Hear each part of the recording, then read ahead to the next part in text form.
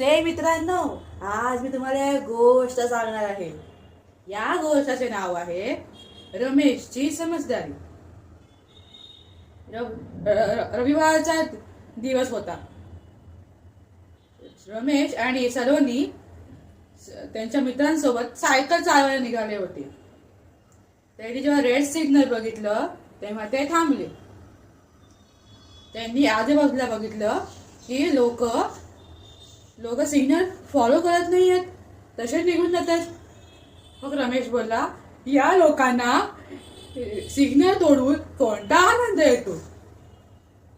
मग सलोनी बोलली, हा रे रमेश, खरं बोलतोयस तू, खरं बोलतोयस की या सिग्नल तोडण्यामुळे ऍक्सिडेंट पण होतो आणि काही लोकांचा मृत्यू पण होतो, पण या लोकांना काही कळवतच नाही.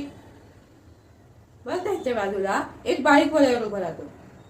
तो हसून बोलतो की अरे मुलांनो, तुम्ही इथे कशाला थांबला आहेत, तुम्ही निघून जा, तुमच्याकडे सायकल आहे.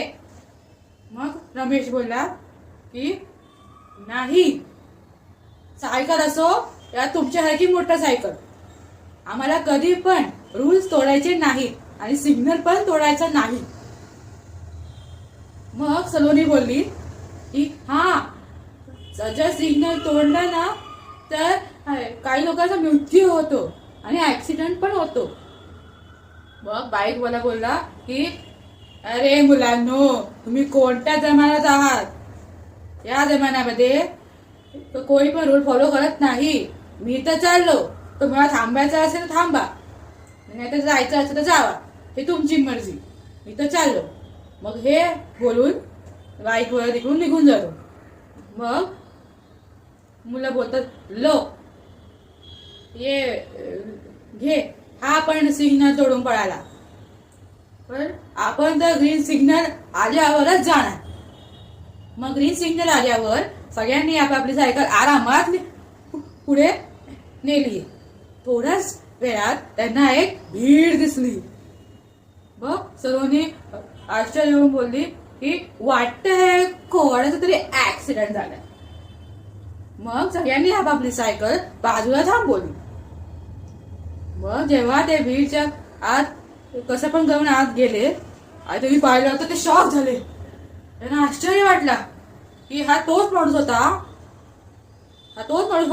त्यांनी आम्हाला पुढे सिग्नल तोडायला सांगितलं होतं आणि हा स्वतः तोडून गेलेला. पण बाकीचे लोक कोणी पण पुढे आलं नाही मदत करायला. मग रमेशनी सलोनीला सांगितलं की सलोनी, तू एक काम कर, तू ऍम्ब्युलन्सला बोलव, तोपर्यंत मी याच्यावरचे मी आणि माझे ते दोन मित्र माणसाला वाटून ही बाईक काढू.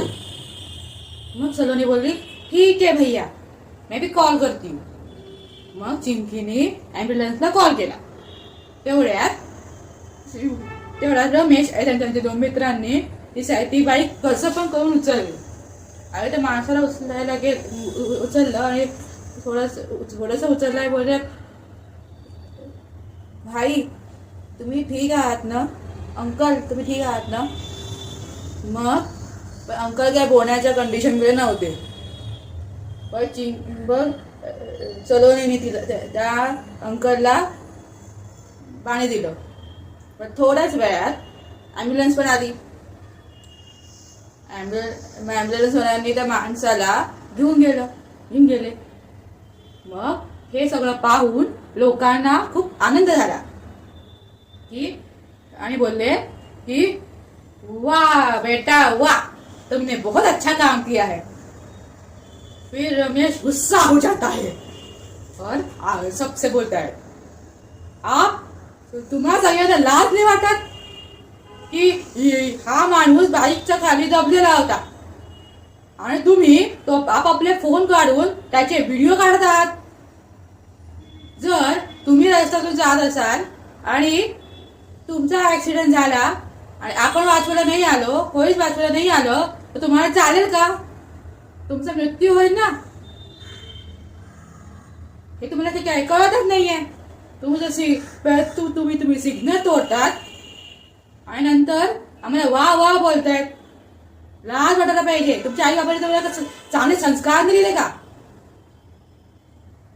मग हे ऐकून सगळे खूप दुःखी झाले.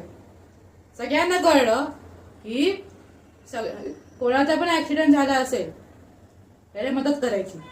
आणि दुसरी गोष्ट, त्यांना कधी पण सिग्नल तोडायचे नाही.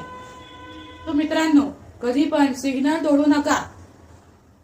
आणि ज्यांचा ऍक्सिडेंट झाला असेल त्यांची मदत करा. मित्रांनो, जर तुम्हाला माझी व्हिडिओ आवडली असेल तर या व्हिडिओला लाईक करा, शेअर करा, सबस्क्राईब करा, बेल आयकॉन दाबा आणि मला कमेंट मध्ये